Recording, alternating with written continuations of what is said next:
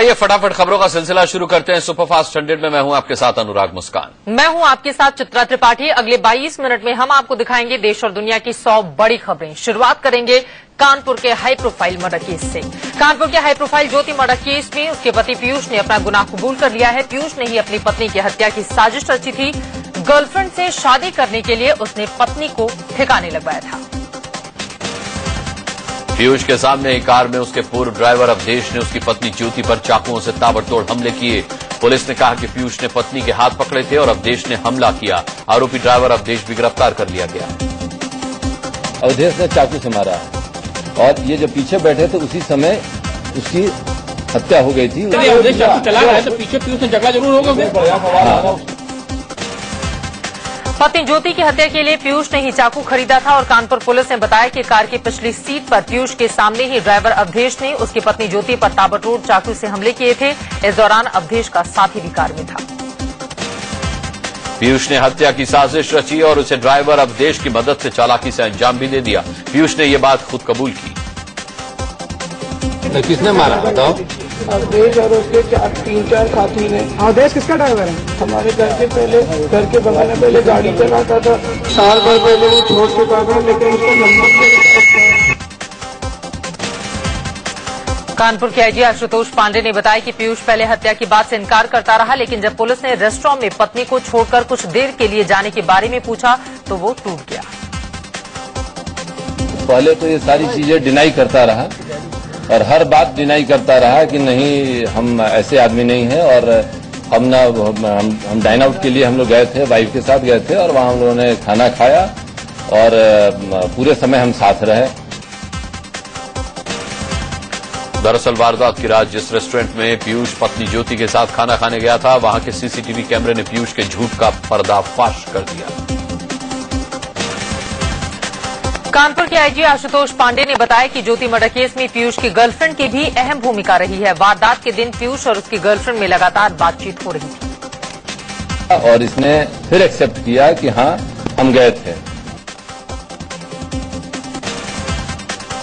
दरअसल पीयूष गर्लफ्रेंड से ही शादी करना चाहता था और पहले इसी से उसकी शादी तय हुई थी, लेकिन कुंडली के चक्कर में शादी हो नहीं पाई। फिर भी पीयूष के साथ उसके संपर्क रहा और हर तरह के संबंध थे। महिला मित्र का फोन आता है और उसी फोन पर बात करते करते ये नीचे जा रहे हैं। इन दोनों से बात करने के बाद पूरे प्रोग्राम सेट करने के बाद फिर ये ऊपर आ रहे हैं। ऊपर तो कहीं न कहीं महिला मित्र का भी इसमें काफी महत्वपूर्ण भूमिका है। पीयूष ने अपनी गर्लफ्रेंड को 2 सिम भी दिए हुए थे और वो उसके साथ लगातार संपर्क में रहता था। सिर्फ 2 महीने के अंदर दोनों के बीच 663 बार फोन पर बातचीत हुई, यानी रोजाना 10 बार से भी ज्यादा। वो उस महिला मित्र को 2 सिम भी दिए हुए थे और वो उसके साथ लगातार संपर्क में रहता था। सिर्फ 2 महीने के अंदर दोनों के बीच 663 बार फोन पर बातचीत हुई, यानी रोजाना 10 बार से भी ज्यादा। वो उस महिला मित्र से इसकी शादी की बात चल रही थी और ऑलमोस्ट शादी पक्की थी, लेकिन जो कुंडली नहीं मिलने के कारण ये शादी इसकी नहीं हो पाई। मानसिक संबंध भी थे और शारीरिक संबंध भी थे और वो महिला मित्र इसके घर के बगल में ही रहती है। कानपुर पुलिस ने पीयूष के पड़ोस में ही रहने वाली उसकी गर्लफ्रेंड को हिरासत में ले लिया है और उसे लगातार पूछताछ कर रही है। पुलिस का मानना है कि ज्योति की हत्या की साजिश में पीयूष की गर्लफ्रेंड एक अहम किरदार है। करीब 1200 कॉल्स हुई हैं। 1200 में से 663 कॉल इनकी केवल इन दोनों की आपस में हुई। 663 कॉल। कितने दिनों में? 663 कॉल ये करीब 2 महीने के अंतराल में। कानपुर पुलिस ने यह भी खुलासा किया कि पीयूष एक और महिला मित्र के संपर्क में था और ये लड़की पीयूष की फैक्ट्री में काम करती थी। पीयूष ये कहकर ब्लैकमेल करता था कि मुझसे शादी कर लो, नहीं तो खुदकुशी कर लूंगा। पीयूष की दिल फेंक हरकतों से उसकी पत्नी ज्योति को उस पर शक हो गया था। ज्योति ने अपने घर वालों को बताया था कि पिछले 15 दिनों से पीयूष रात 1 बजे से सुबह 4 बजे तक घर से गायब रहता था। पत्नी को शक होने के बाद ही पीयूष ने उसे रास्ते से हटाने का प्लान बनाया। मैसेज करते थे कि हम बहुत उसको इमोशनली ब्लैकमेल करते थे कि मैं बहुत परेशान हूं, अपने शादी से खुश नहीं हूं और तुम मुझसे शादी कर लो, मैं तुमसे शारीरिक संबंध बनाना चाहता हूं और मुझसे शादी नहीं करोगी तो हम सुसाइड कर लेंगे। दरअसल कानपुर में रविवार की रात पीयूष की पत्नी की हत्या हुई थी। तब पीयूष ने दावा किया था कि बदमाशों ने उनसे मारपीट की और कार समेत पत्नी को अगवा कर ले गए। बाद में ज्योति की हत्या कर दी गई, लेकिन अब पूरी साजिश का पर्दाफाश हो गया। झारखंड के देवघर में गुस्साई भीड़ ने एक बस में तोड़फोड़ के बाद उसमें आग लगा दी। बताया जा रहा है कि इस बस की चपेट में आने से कुछ लोग घायल हो गए। इसी से गुस्साए लोगों ने बस में तोड़फोड़ की।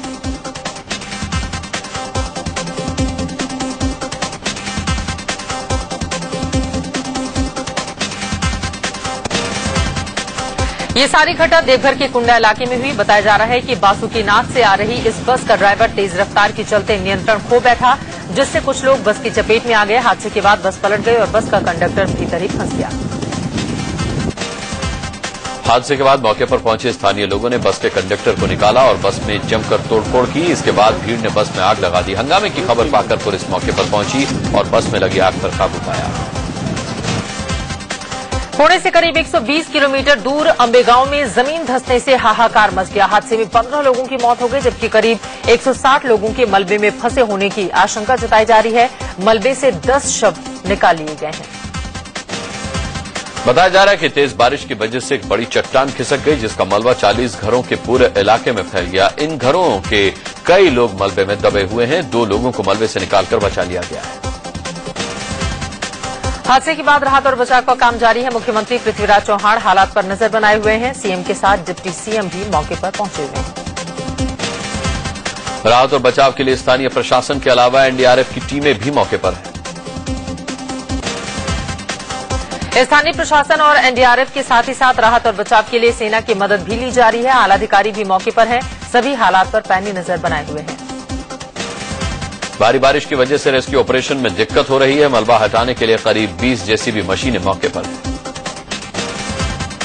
महाराष्ट्र के नासिक में 2 दिन से लगातार हो रही बारिश के चलते गोदावरी नदी खतरे के निशान के पास पहुंच गई है। जलस्तर बढ़ने से नदी किनारे बने मंदिर, घाट और दुकानें सब पानी में डूब गए हैं। नदी का जलस्तर लगातार बढ़ रहा है।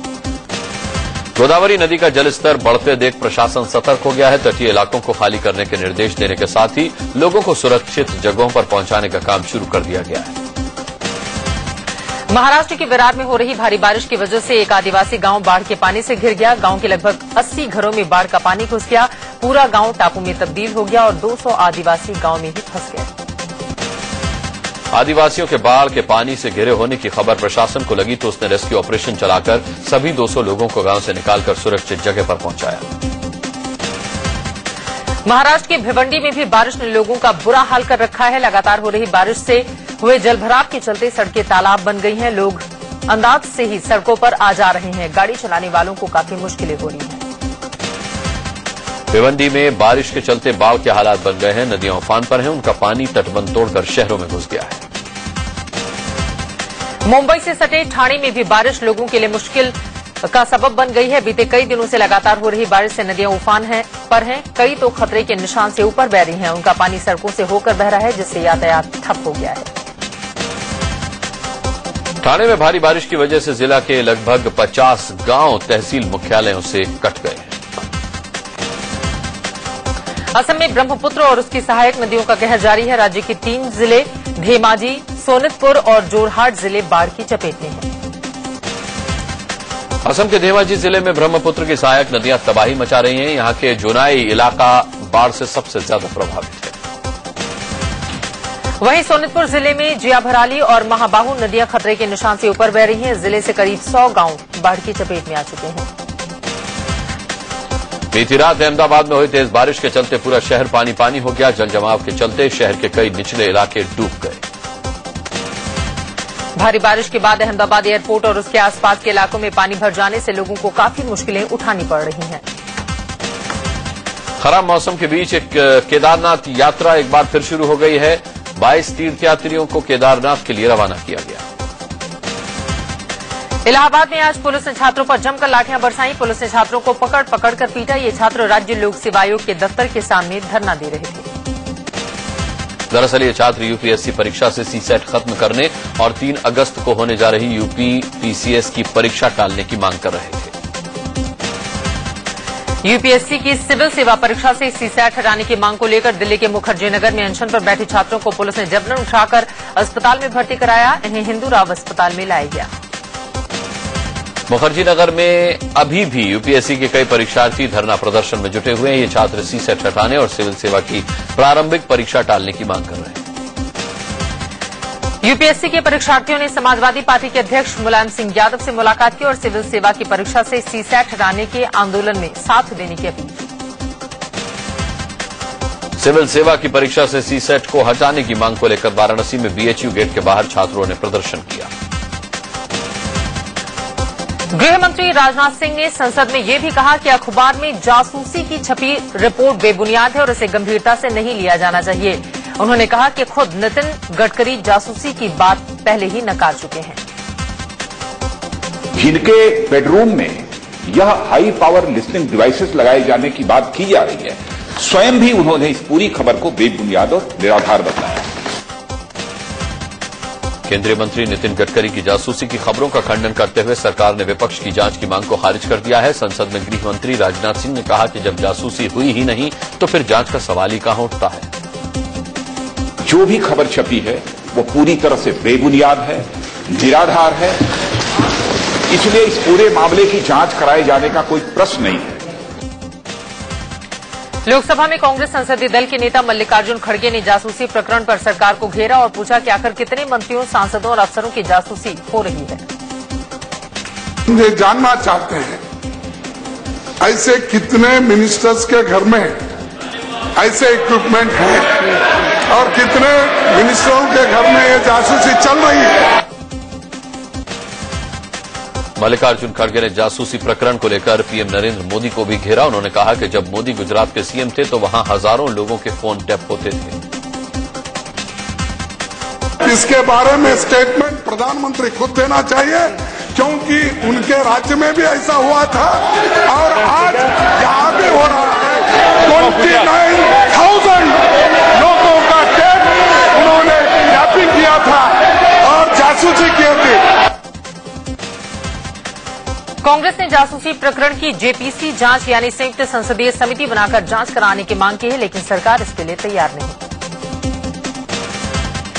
राज्यसभा में भी जासूसी प्रकरण पर विपक्ष ने हंगामा किया। प्रश्नकाल स्थगित करके इस मुद्दे पर चर्चा की मांग की गई। वहीं जासूसी की खबरों के बीच केंद्रीय मंत्री नितिन गडकरी पहली बार खुलकर मीडिया के सामने आए। गडकरी ने कहा कि जासूसी की खबरों को उन्होंने सीधे सीधे बेबुनियाद बताया और कहा कि मीडिया में चल रही खबरों का कोई आधार नहीं है।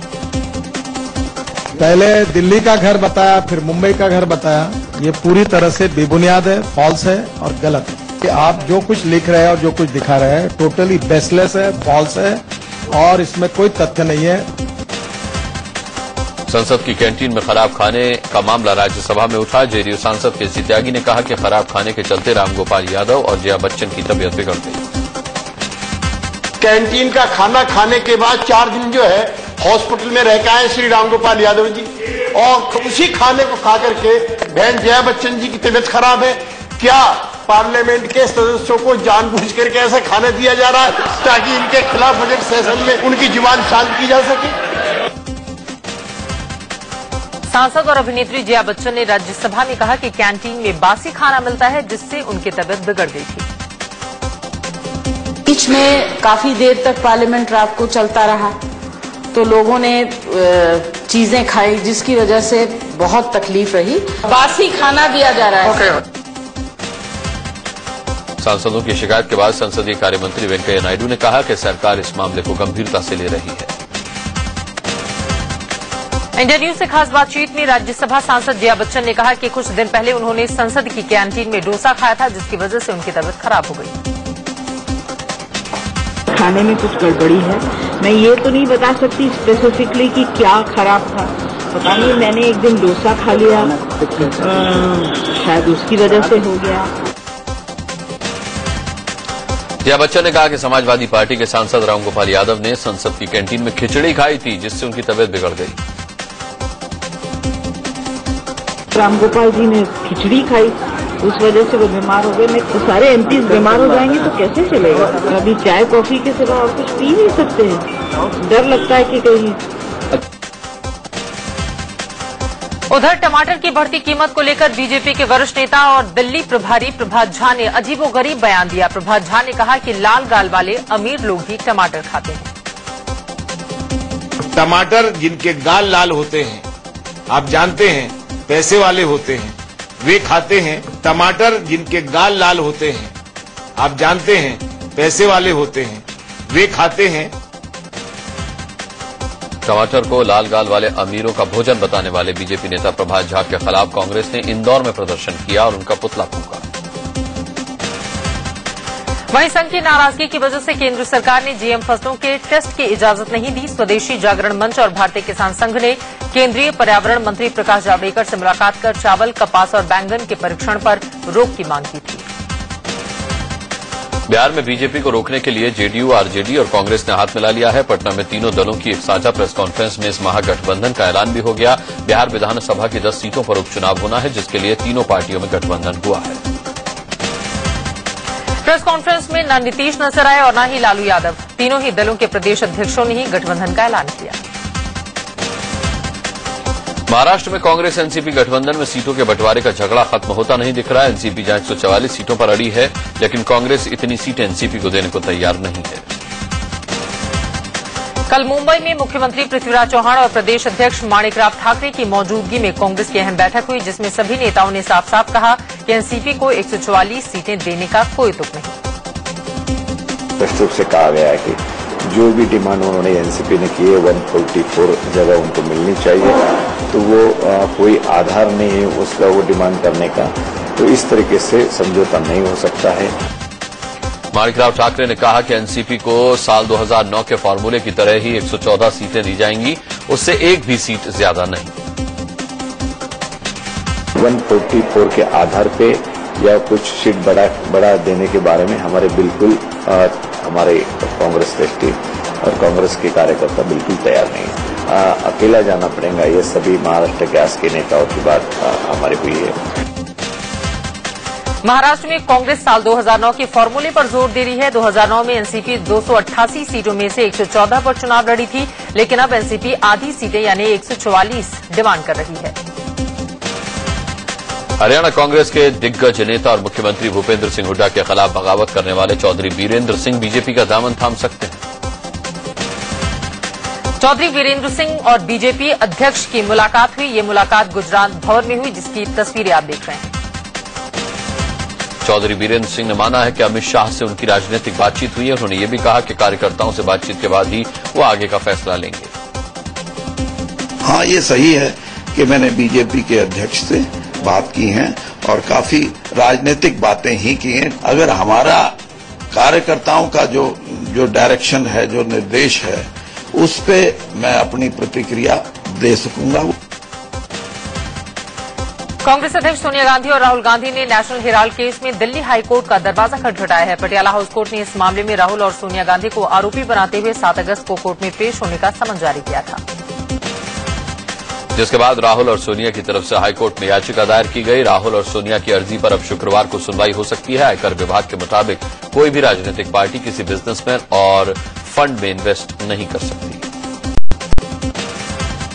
जिसके बाद राहुल और सोनिया की तरफ से हाईकोर्ट में याचिका दायर की गई। राहुल और सोनिया की अर्जी पर अब शुक्रवार को सुनवाई हो सकती है। आयकर विभाग के मुताबिक कोई भी राजनीतिक पार्टी किसी बिजनेसमैन और फंड में इन्वेस्ट नहीं कर सकती।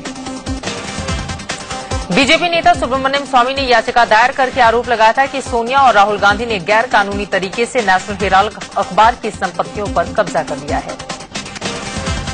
हाईकोर्ट ने गुजरात की पूर्व मंत्री माया कोडनानी को 2002 के नरोला पाटिया दंगा मामले में जमानत दे दी। अदालत ने इस मामले में कोडनानी की सजा पर भी रोक लगा दी है। 2012 में गुजरात की विशेष अदालत ने कोडनानी को 26 साल कैद की सजा सुनाई थी।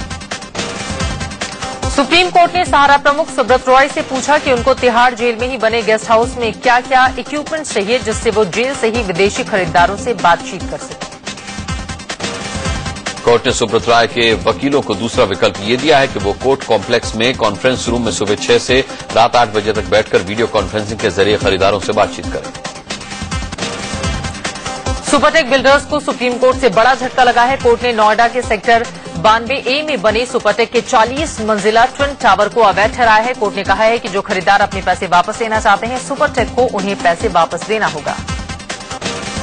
सुनवाई के बाद सुप्रीम कोर्ट ने कहा है कि सुपरटेक को 30 अगस्त से पहले खरीदारों की मूल राशि लौटानी होगी और 30 अक्टूबर तक 14% ब्याज भी लौटाना होगा।